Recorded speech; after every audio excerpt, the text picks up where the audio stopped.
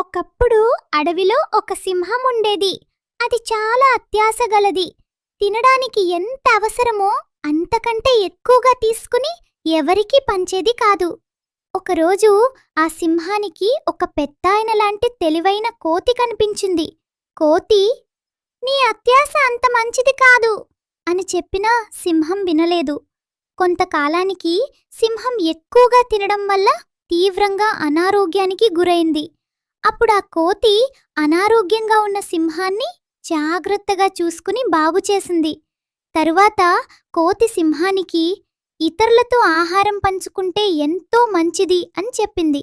అప్పట్నుంచి సింహం తన ఆహారాన్ని అందరితో పంచుకోవడం ప్రారంభించింది. చివరికి అది అడవిలో మంచి మనసు ఉన్న రాజులాగా మారింది. ఈ కథ మనకు చెప్పేది ఏమిటంటే, పంచుకోవడం, పరస్పరం ప్రేమగా ఉండడం అత్యాశ కంటే ఎప్పుడూ గొప్పదే.